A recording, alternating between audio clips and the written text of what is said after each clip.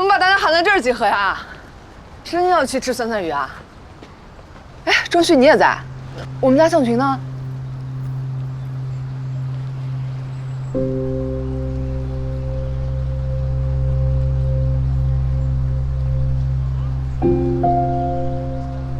你们这么看着我干什么？聂希光，干什么？你还问我干什么？这不是太奇怪了吗？你做了那种事，难道一点都不心虚？我做了什么啊？蓉蓉，你理智点，事情还没弄清楚呢。希光，你星期一下午有没有接到蓉蓉盛远的面试电话？当然没有啊，到现在还不承认。聂希光，我想不到你居然会这么做。会不会就是西瓜忘记了呀？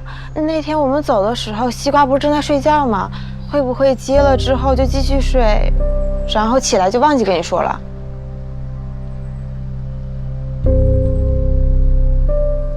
你是在怀疑我接了你的面试电话，但没有告诉你？你是不是搞错了？我没有接到过你任何面试电话。何必否认？可惜你机关算尽太聪明，要不是庄旭帮我打电话询问他的师姐，恐怕真叫你给瞒天过海。思亮，你能不能把整个事情从头到尾说一遍？蓉蓉一直没有接到面试电话，所以庄旭就问了她在盛远人事部工作的师姐。她师姐说星期一下午一上班就统一通知了，蓉蓉也在面试名单内。蓉蓉手机被偷了，所以公司只能打电话到宿舍。那天下午，我、蓉蓉、阿芬、小凤4个人一起出的门，只有你在宿舍睡觉。老大去外地面试了，周2回。我、蓉蓉、阿芬下午一直待在一起，小凤去火车站了，所以你好好想想，是不是当时接了电话，忘记了？我万分确定没有。其实你们走了一会儿，我就去图书馆了，所以我没有接到任何电话。撇得还真干净。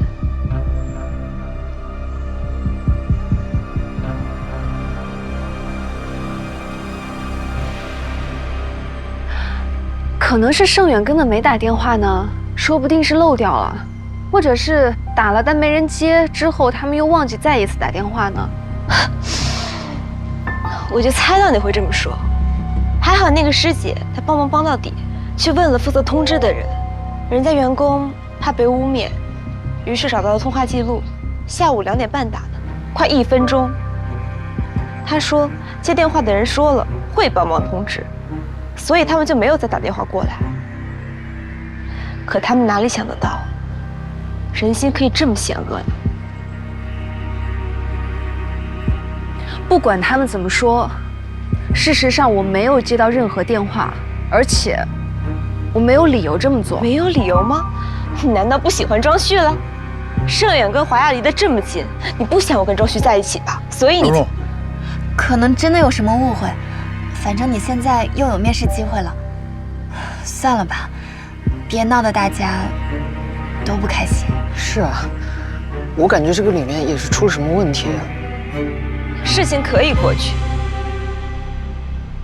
可是你看他，从头到尾有过一点后悔，有过一点歉意吗？我咽不下这口气。叶蓉，你未免太小看我了。如果我真的不想让你有面试机会，你以为盛远还会打电话通知你？你以为你是什么人？现在这个社会，到底还是要靠实力说话。要不要试试？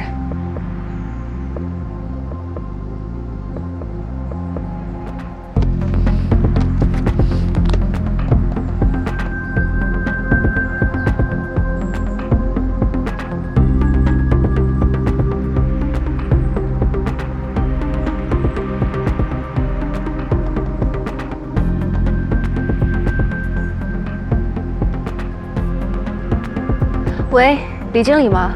我是聂希光。抱歉，我们是。拨打的号拨。Sorry, the number you dialed does not exist. Please check it and redial.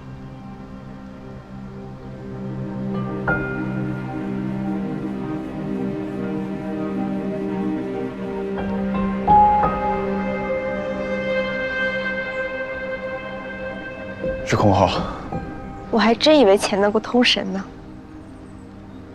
原来是装模作样。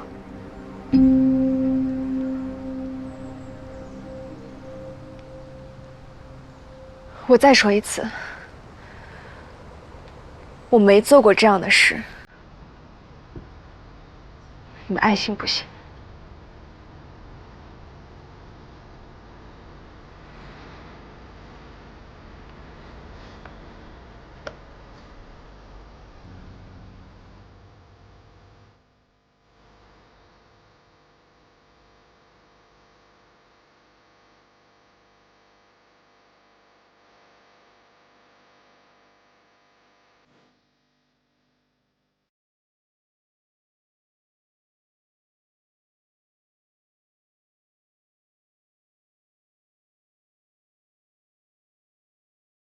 你老实交代，你搬回学校住是不是为了庄旭？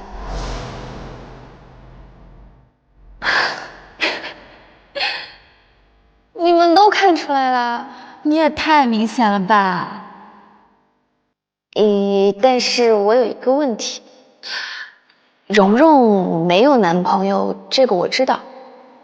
那她跟庄旭究竟是什么关系啊？如果他们彼此喜欢的话，那我就放弃了。这个我也不清楚，要不你直接去问蓉蓉。蓉蓉，我想问你个问题。你要问庄旭？对，我们虽然是从小到大的邻居，可是我也不太了解他。你问错人了。啊，这样。谢谢，我明白了。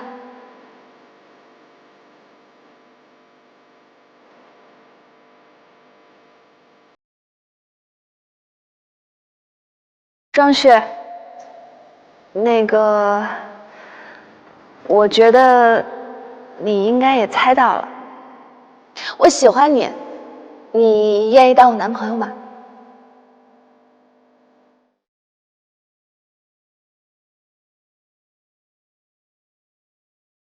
抱歉。果然还是说的太早了嘛。但是我不会放弃的，我会一直喜欢你，直到你也喜欢我。等着我搞定你吧。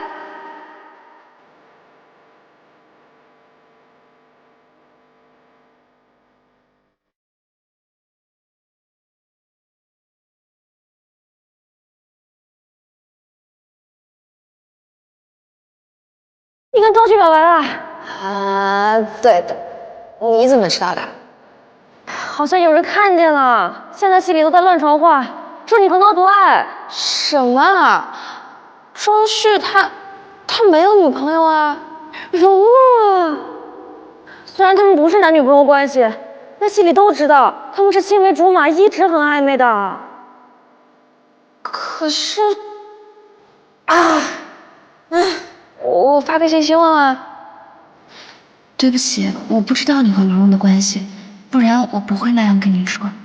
希望没有造成你的困扰。如果他们不是那种关系，他会回我吧？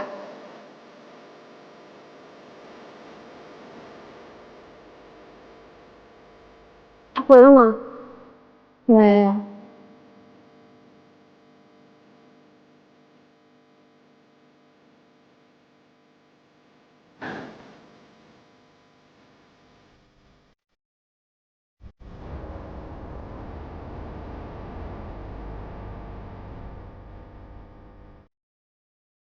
习惯了，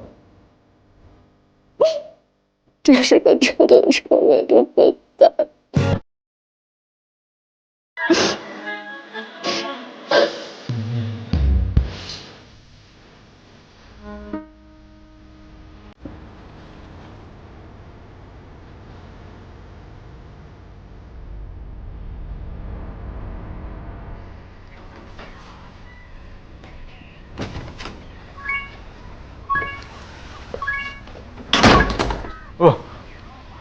姐，你今天怎么回来了？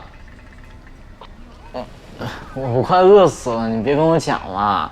你自己吃好。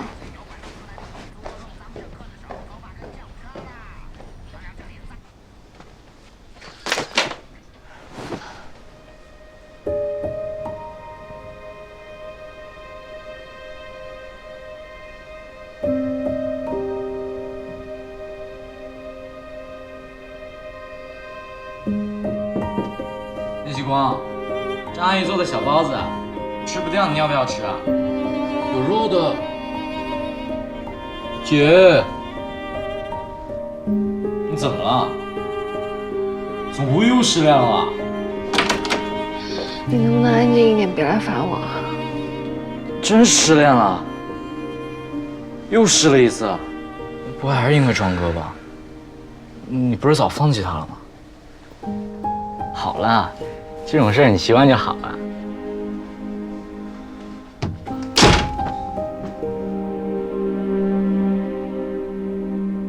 姐，包子我放门口了。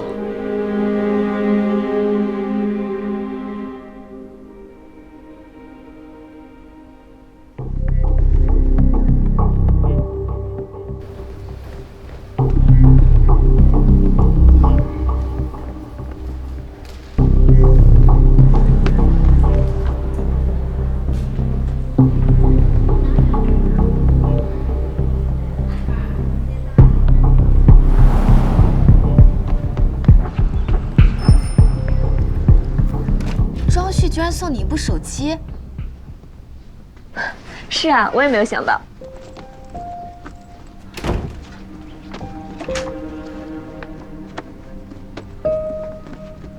叶希光，那件事就算了吧，大家同学一场。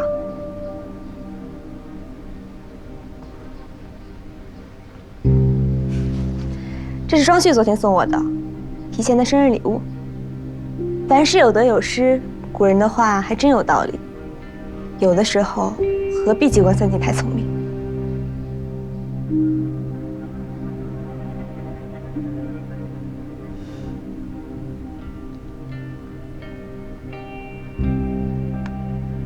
这么普通的手机，有什么好炫耀的？是，这手机是很普通，才1000多块。聂大小姐自然是看不上。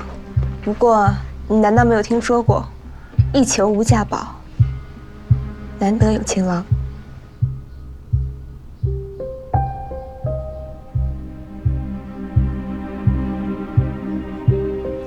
是，难得有情郎，那恭喜了。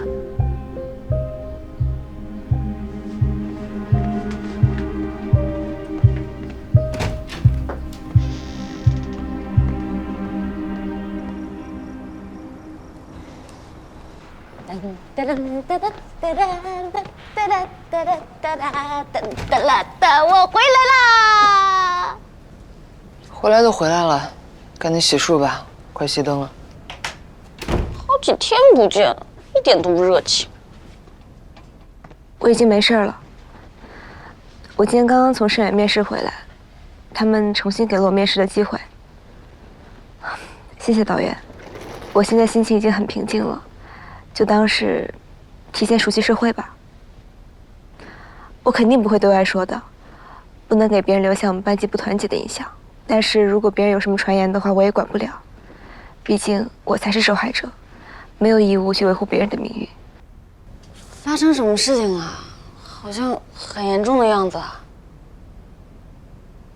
哎，西瓜呢？快熄灯了还没回来，又去舅舅家住了？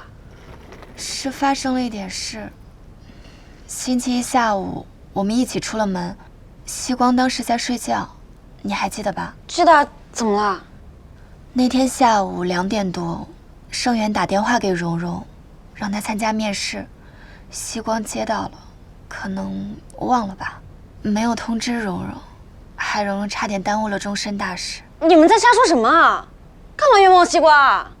那个电话是我接的，而且人家也说了会再打电话给蓉蓉的，没说让我通知啊。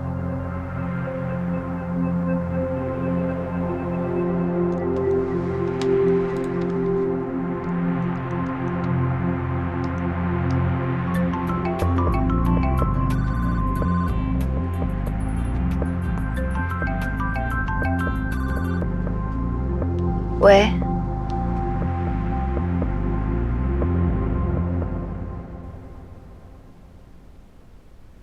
谢谢辅导员，还有各位同学今天赏光吃饭，大家吃得开心哦。我就以茶代酒，敬大家一杯。哎，别，不用，大家不用站起来，就随便一点。今天请大家来这里吃饭呢，主要是想感谢一下大家这几年对我的照顾，让我有了一个愉快的大学生活。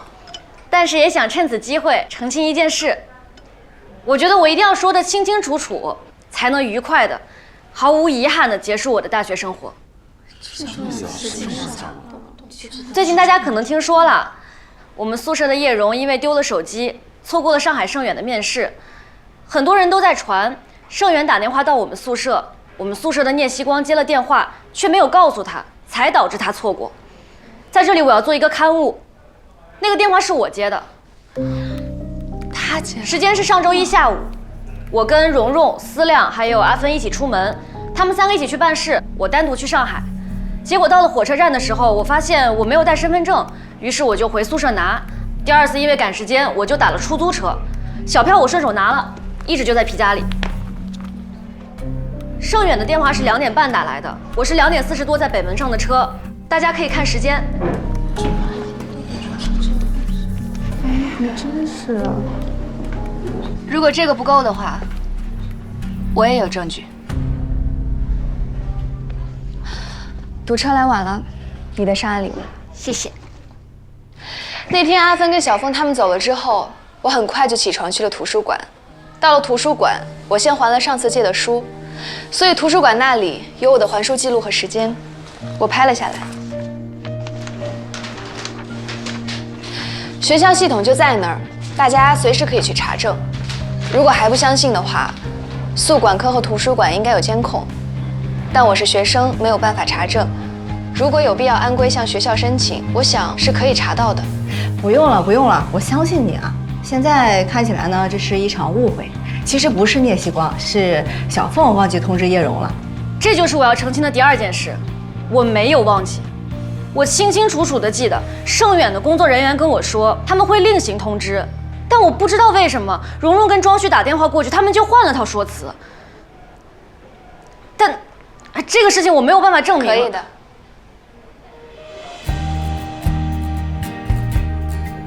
我去盛远面试过，所以有他们人事部经理的电话。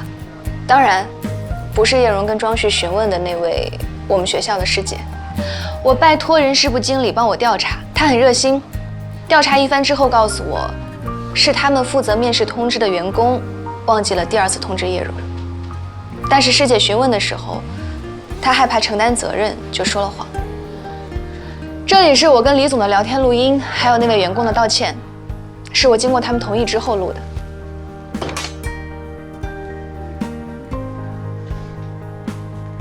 西瓜，你还瞒着我去做了这些。你为了我的清白，勇敢地站出来，我肯定也要为你的清白努力啊。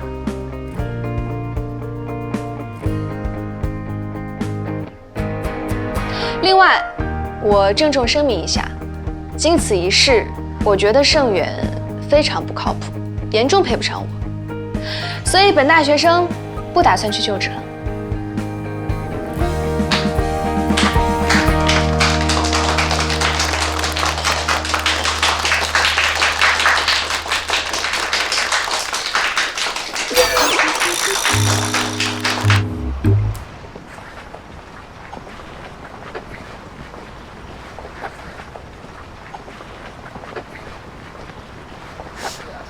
希光，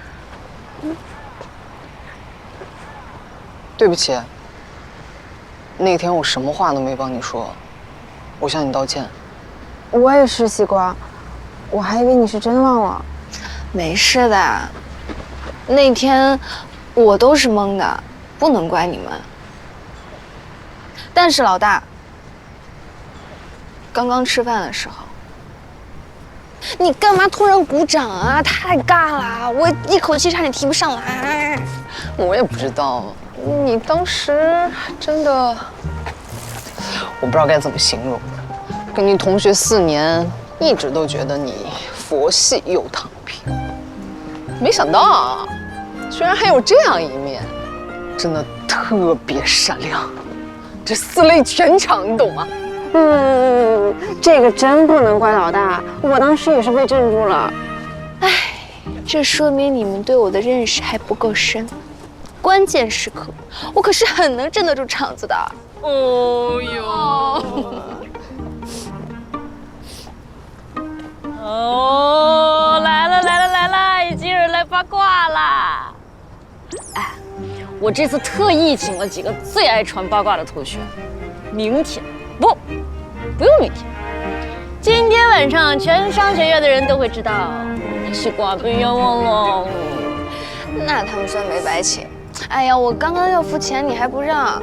什么呀？我考上研究生本来就要请人吃饭的，也就是多请了几个传声筒，哪能让你花钱呢？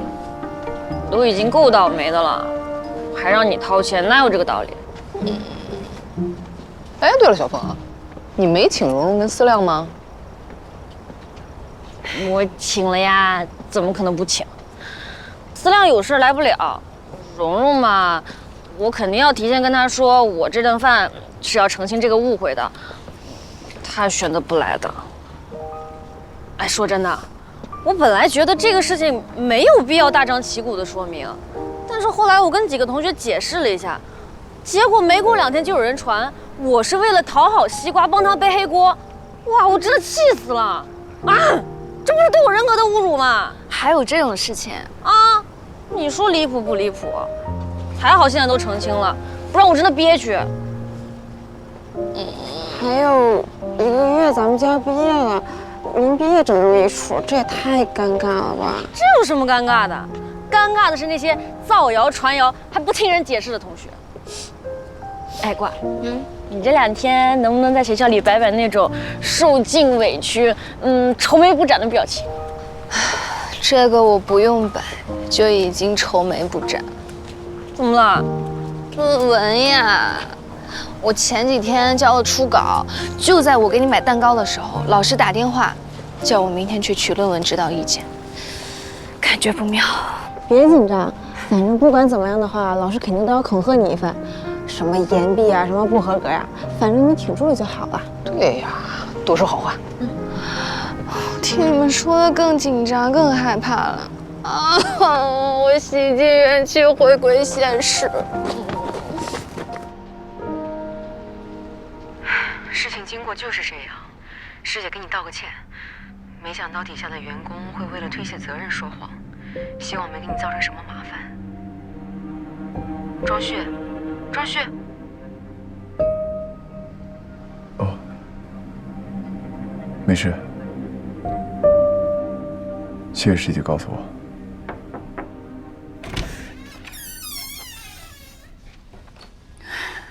给庄妃煮了宵夜，你也吃一点。好。要是你爸爸呀，地下有知，看见你这么有出息，也就放心了。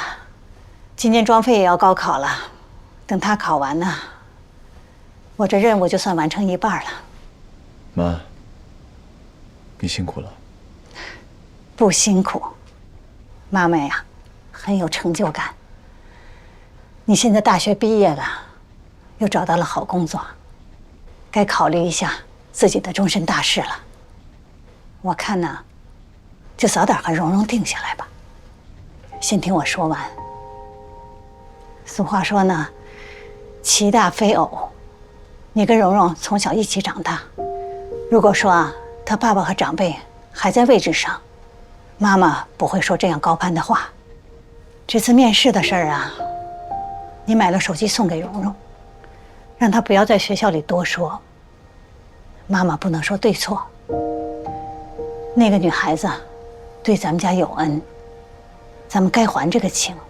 但是你这带着要求的礼物，多少也伤害到蓉蓉。啊，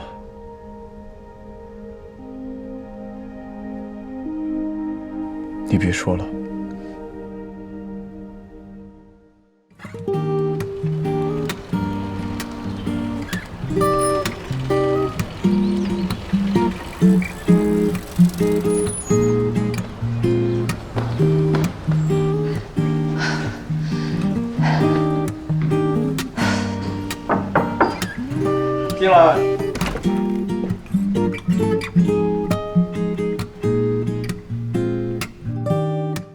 师，我是来取论文指导意见的。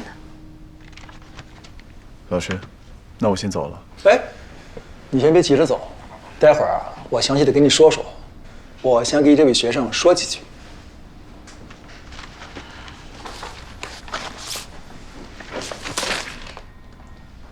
聂继光是吧？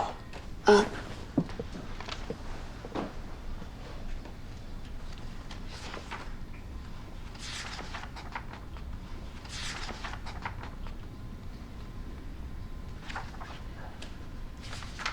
在我负责的学生里面，你的初稿是交的最晚的。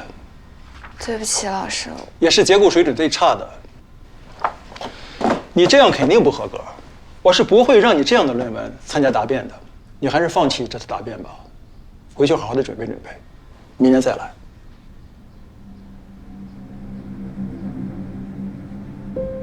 老师，误会都解除了，他不会还要落井下石吧？也许他二稿会不错，论文都是修出来的。不用你替我说话。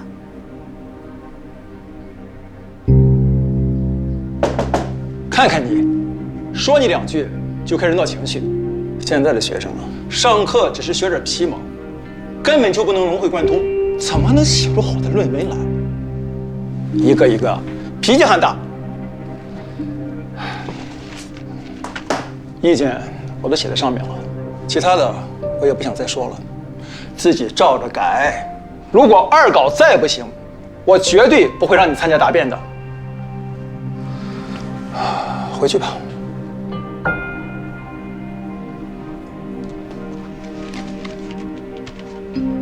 老师再见。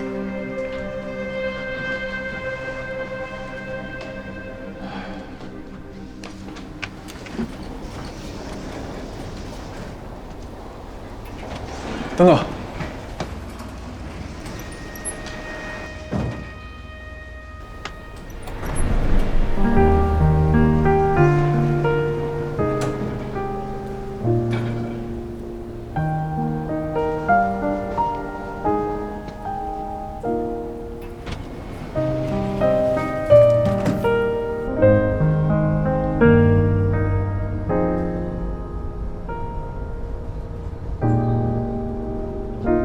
或许我可以帮你。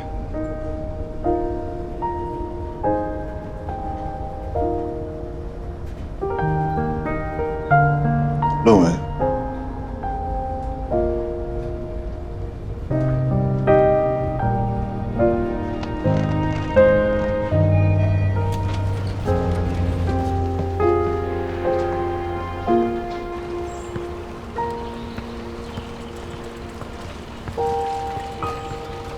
西瓜，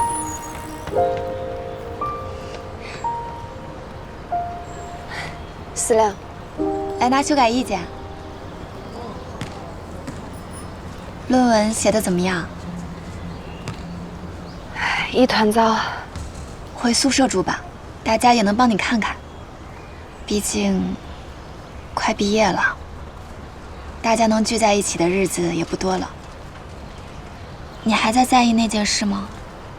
那件事是个误会，不是？蓉蓉也没有恶意，是盛远的人事误导了她。思亮，你真的觉得蓉蓉对我是没有恶意的吗？能有什么恶意呢？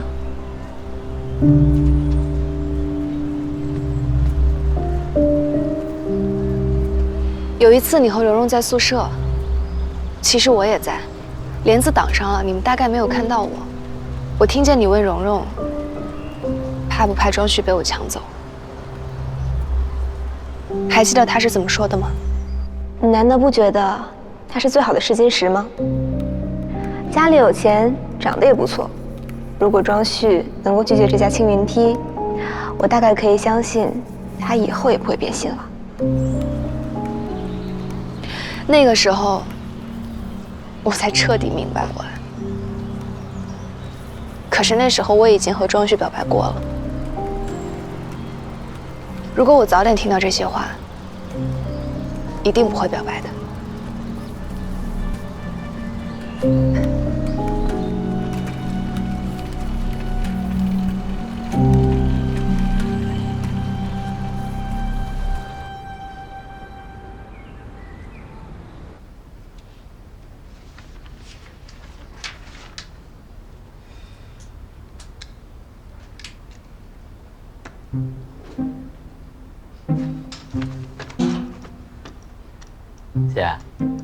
你怎么突然又搬回来住了？因为你马上就要高考了，我回来给你一些爱的关怀。我才不信呢！你前几天奇奇怪怪的，发生什么事了吗？你一个马上要考试的人，管那么多干嘛？赶紧写你的题，专心写题。哎呀，那你不说清楚，我怎么专心嘛？难道你真又失恋了？我盲猜啊，还是跟庄哥有关？失恋个头！但是如果可以的话，我愿意失恋10次，换我的毕业论文顺利完成。没劲。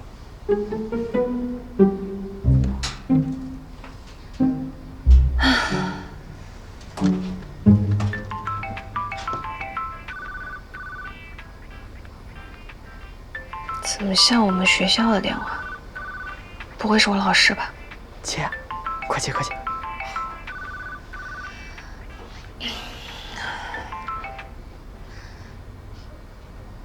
喂，你好。聂喜光，我是庄旭。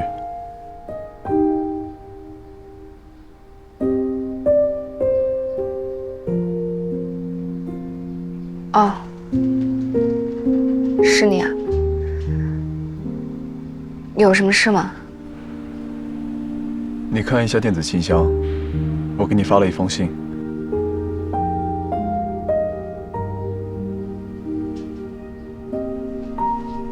谁打来的电话呀？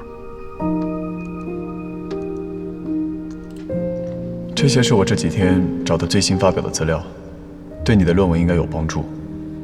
老师偏好有国际视野的论据和综述，我找了一些国外的文献翻译了一下，你可以参考。有问题你随时找我。姐。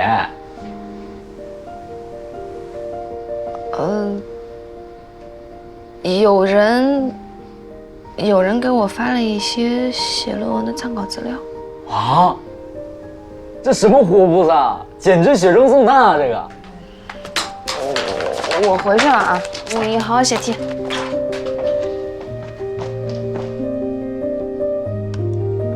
这些资料找起来应该很费事吧，而且还要翻译。可是他为什么发这个给我？他这是变相的道歉吗？还是他在带蓉蓉道歉？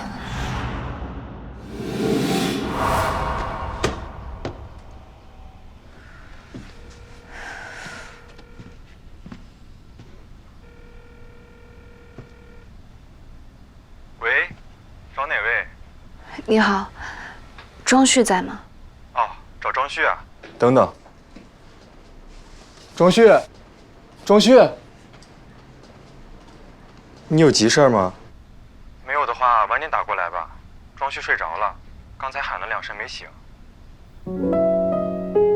现在睡觉？是啊，他最近在弄什么资料，熬夜了好几天，昨天好像还通宵了。为了帮蓉蓉道歉，他居然可以做到这个地步。哎，他好像醒了。庄旭，电话。不用。喂。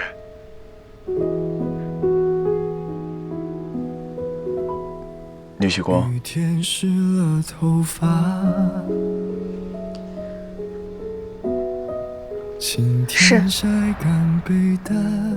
是资料有什么问题吗？城市感觉孤单，不是。如果有什么问题，可以问我。你离开的日子，我也还没习惯。每个安静夜晚，着灯，夜昏黄。我只能大声呼唤，掩饰蹩脚的心酸。双手紧握着遗憾，抛向烟火灿烂。就算爱如此短暂，祝福是我选择的善良。你不再回来了。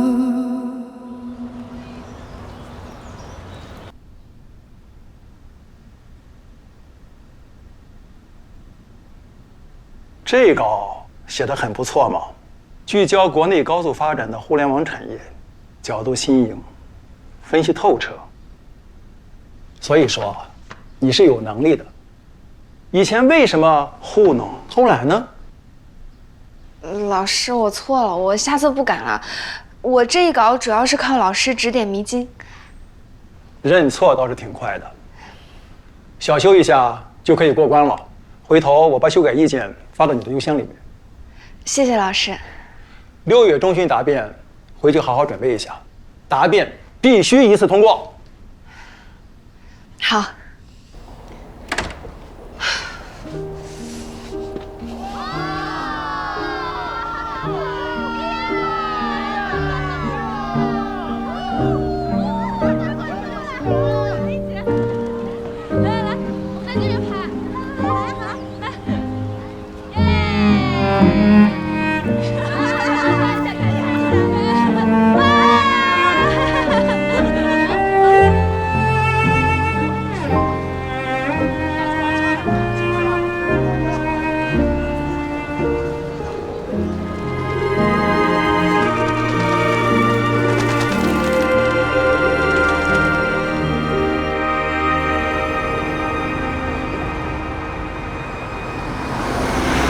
准考证、身份证、2笔铅笔。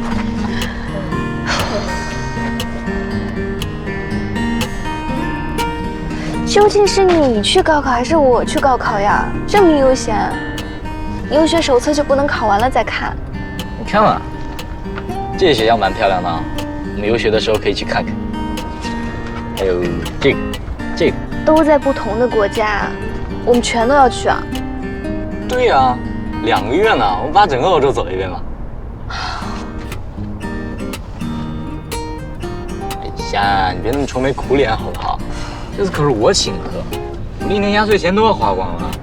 那行啊，我不去了，给你留一本。哎，姐，我错了，我妈已经鸽子我了，你不能再鸽子我了，不然的话，我一个人他们就不让我去了。那你道歉。我道歉。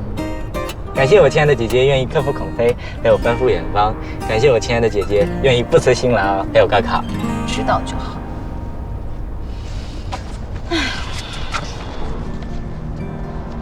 不过，你今天来陪考可不是白陪的，可能会有惊喜哦。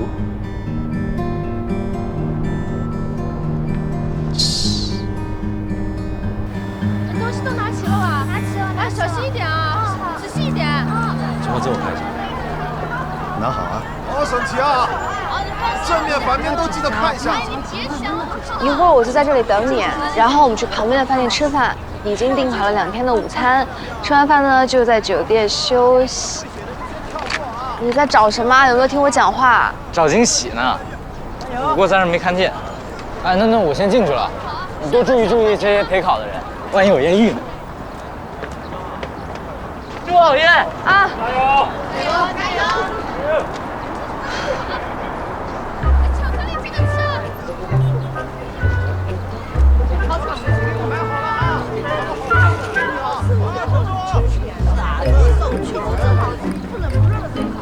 艳遇。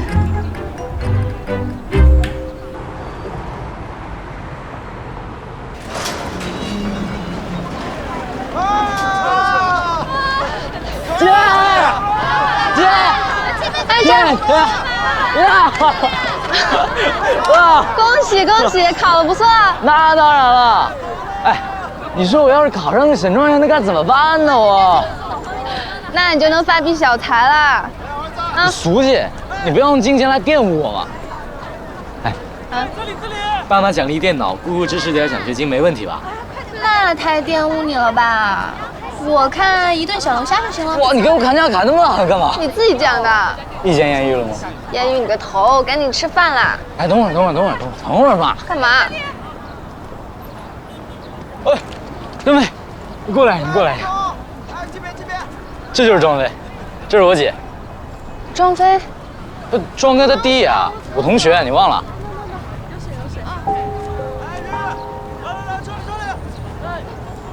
哦，我一下没想起来。你们在一个考场啊？那你家里人没陪你来吗？没有。啊，是我让他们不要来的。哎，那你家离这挺远的吧？中午饭肯定不回去吃了，要不跟我们一块吃？不用了，我去旁边的饭店吃点，然后就回酒店休息。那你住哪个酒店？临江，我哥订。哎，那不就住我们酒店旁边吗？那更要一块吃了呀。哦，欢迎。那个我就……你别我了，都一个学校，你客气什么呢？在那儿，周围现在吃饭的肯定都要排队的。我们那个好几天前就预定了。再说，我今天下午那科目还有几个问题要问你。姐，你这也太小气了，我们就这几个菜，我今天考试的好不好？考试就是要吃平常的。行吧，毫无惊喜。哎，周飞，你今天发挥的怎么样？作文写的顺吗？这种题材应该是你最擅长的吧？你怎么了？不舒服吗？我早上起来的时候有一点点发热头晕。你现在还晕？现在不晕了，我只是担心早上没发挥好。哎，这你就多虑了。这种程度的题，你闭着眼睛都能做好，你就放心吧。题我倒是都做出来了，那还担心什么？你这不叫状态不好，是兴奋过头。跟我解释。我怎么了？不知道我姐，高中的时候成绩最多中上，高考前几个月才开始拼，高考那天还发烧了，我们都以为她完了，没想到成绩一出来，比平时多了好几10分。我们都说是因为她晕了头才考那么好。我差点都忘了这一茬，不过那是因为我平时就有实力，因为一些莫名其妙的原因发挥不出来。那天一发烧呢，我的小宇宙砰，突然就被点燃。真的吗？当然是真的。江瑞，没想到你平时不露痕迹，心里却把你姐姐的丰功伟绩记得这么清楚。你不会其实很崇拜我吧？我崇拜你个头啊！我平时都全校前3了，好不好？那有什么了不起？我这种平时默默无闻，一努力一飞冲天考上名校的才最牛，懂不懂？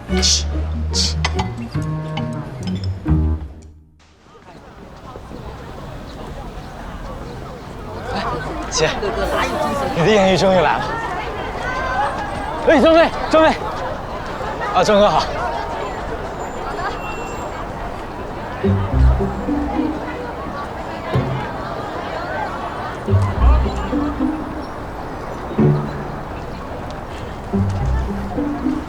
你们该进去了。那走吧。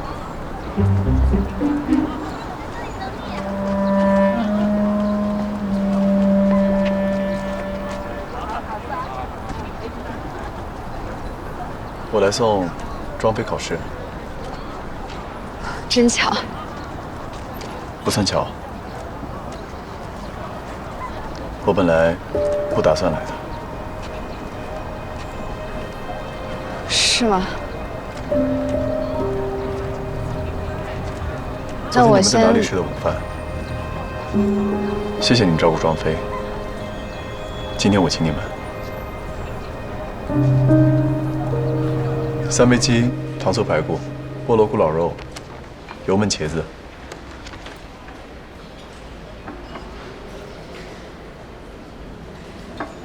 鲜榨西瓜汁。 4个人吃的话，会不会有点多了？没事。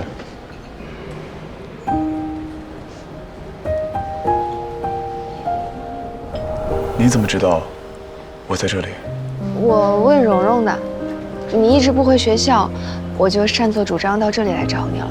蓉蓉说，你妈妈做手术在筹钱，我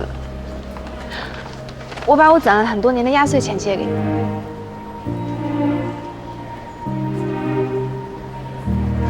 你不用着急还我的，放心吧，阿姨一定会恢复健康的。钟旭，你还我的钱不对，多了5000。利息。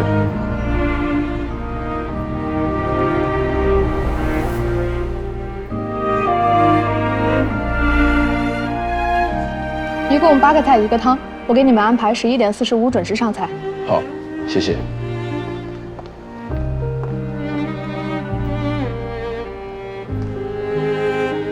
昨天你送我弟弟回去，不用谢了，汽油钱你已经折算在菜钱里面还回来了。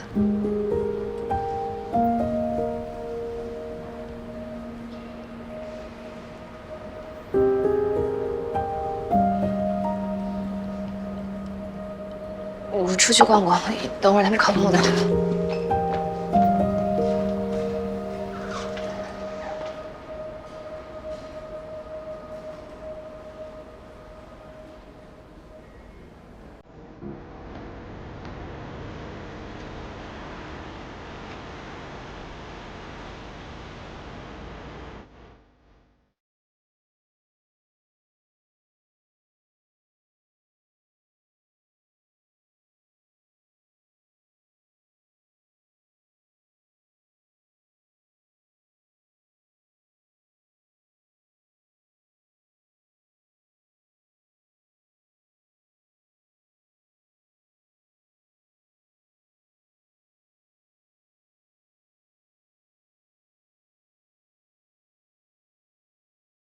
我有点事情，离开一会儿。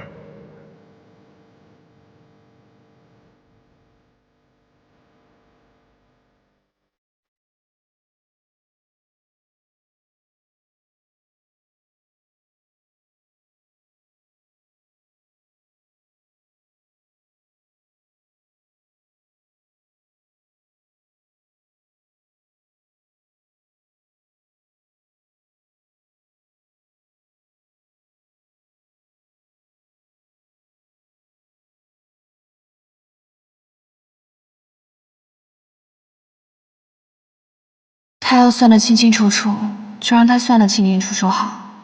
我又何必这么刺人？不就是不喜欢我，不想见我吗？这又不是什么罪过。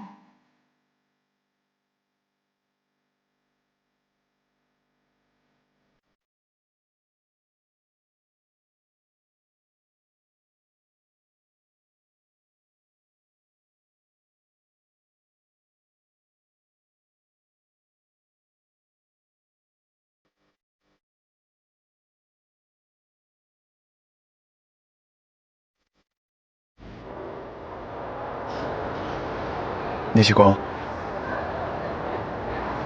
你昨天送我弟弟回去，是说明你已经不生我的气了吗？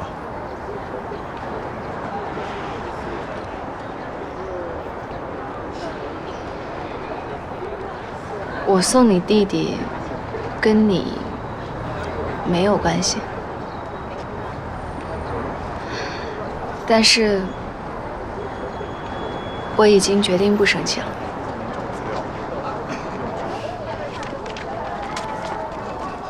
上次给你找的资料，用得上吗？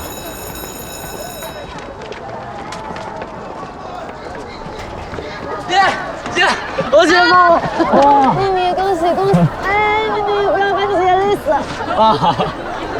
哇！怎么样？考得怎么样？我考得可好了，状态可好了我。哎，郑飞，要不我们一块儿走吧？现在开车很难的。不了，今天我们要去新街口那边，不顺路。去那里做什么？就是还要请我们吃饭，庆祝我考完了。他没跟你说吗？妈妈也去的。那我们先走了，走吧。再见。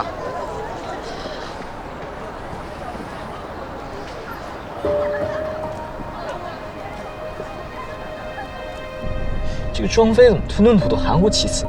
谁请客？你干嘛管那么多闲事啊？嘿，姐，我的计策怎么样？把人给你调出来了吧？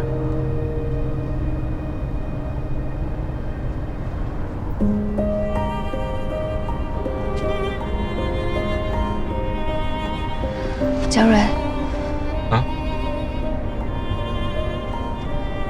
你还记得以前庄旭妈妈生病，我借给她5万块钱的事吗？记得。你当时卡里能动的就只有49200，还问我压榨了800，说要凑个整数。哎呀，你真的不懂男性心理学，你就应该零零散散的拿过去才更感人。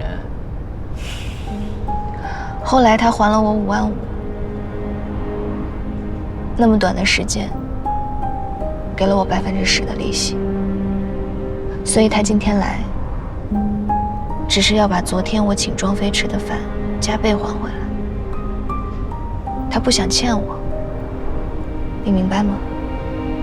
不是他前几天不还给你发论文资料了吗？你没说是他，可有这个能力的，我一猜就是庄哥呀，所以我才……刚刚庄飞没说出来的名字，那个请客的人，是我的舍友，庄旭的青梅竹马。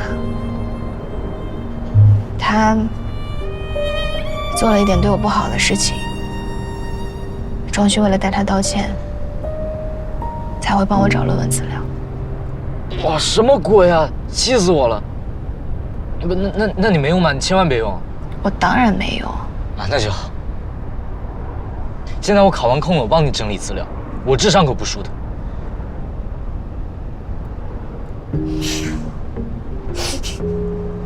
谢谢你哦，小天才。不过我论文早就定稿了，过几天都要答辩了。反正你没用就行。不顺路就算了，咱们找个更好的顺路的，就凭我姐。还是弟弟贴心。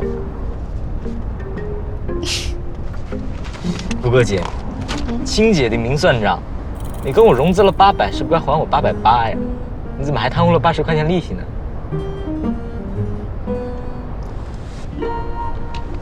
江瑞，我们只是表姐弟而已啦。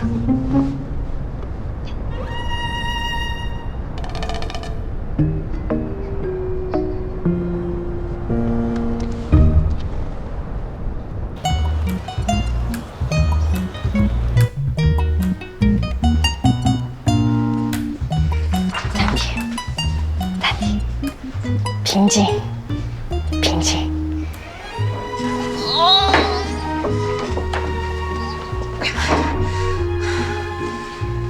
西瓜，你为什么看起来一点都不紧张啊？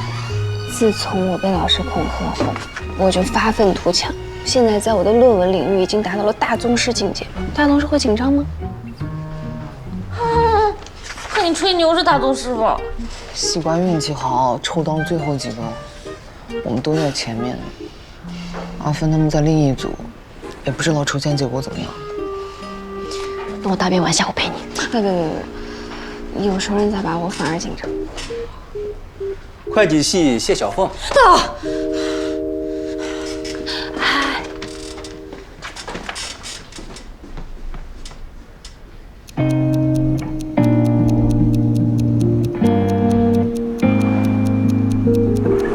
会计系聂希光。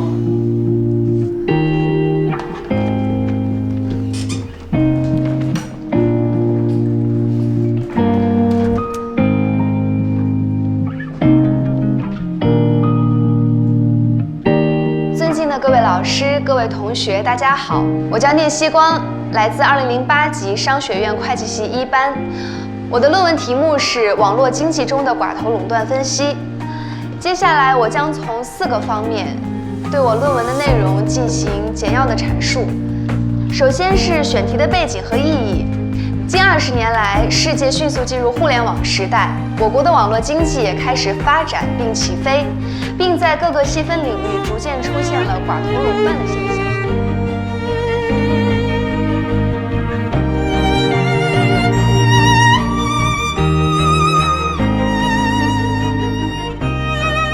以上就是我关于论文的全部阐述，请各位老师批评指正。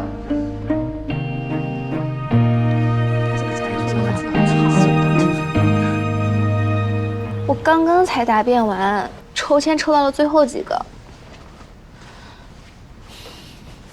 妈，你放心吧，完美过关。关键时候我还是很能靠得住的，好不好？我收拾点东西就去舅舅那儿了。那我不跟你说了，你挂了。西光，今天我请你吃饭。不用了吧？不行。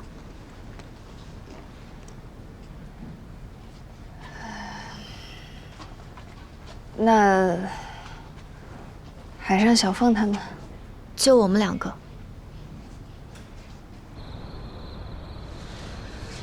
哎呦，累死我了！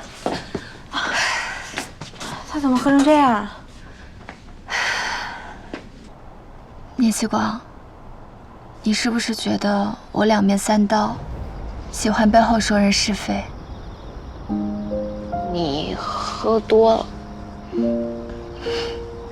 你就当我喝多了吧。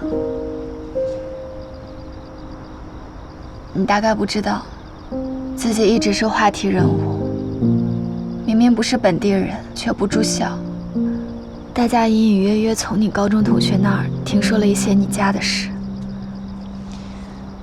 后来，庄旭的母亲病了，你居然一下子拿出了那么多钱。我第一次意识到人和人之间的差距。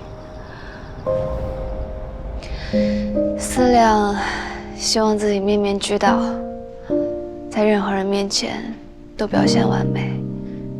一旦有了破绽，就自己受不了了。你居然这么了解他？我瞎说的。西瓜，我今天下午去买了车票。这么着急吗？家里面催得紧，回厦门之后还有好多手续要办，也不是马上就要走，还等好几天呢。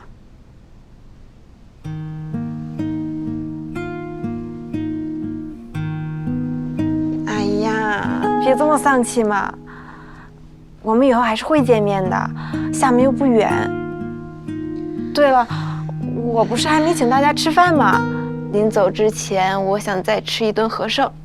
好呀，我也想吃。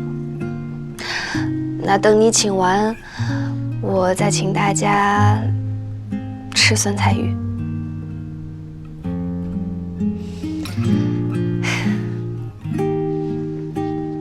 西瓜，之前卓慧、庄旭他们也请了我，还有蓉蓉。没关系，你别想那么多。之前的事本来跟你也没什么关系，而且我已经决定不生气了。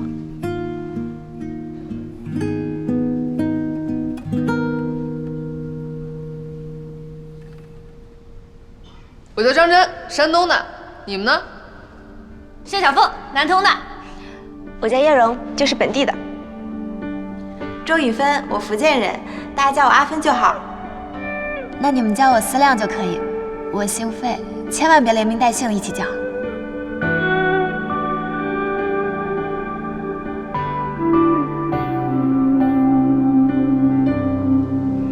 我叫聂西光，是无锡的。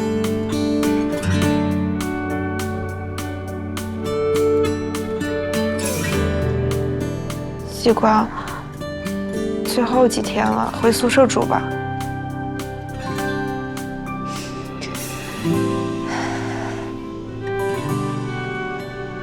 我们都要毕业了。任何希望，任何绝望，任何迷惘，都不断成就我的勇敢。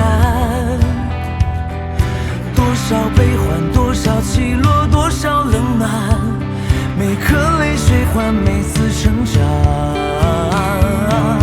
有所遗憾，有所取舍，有所信仰。日子不过原来是这样，我依然选择我微笑的模样。就算失去后，还能看起来一切如常。还有这个你放在我这里了。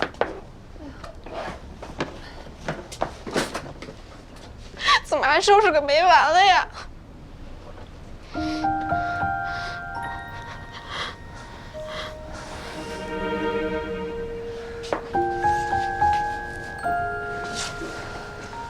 怎么去那么远啊？也不知道以后还能再见几面。厦门，我都还没有去过。到时一定去你那儿旅游，到时候你可一定要好好招待我们。好，那你们到时候一定要来，一定都要来。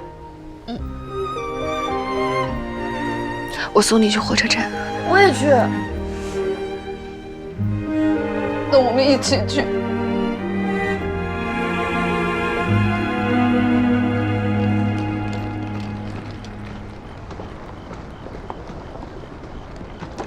阿珍说他们要送你到火车站，想着以后再见也不知道是什么时候，我没来送送你。好。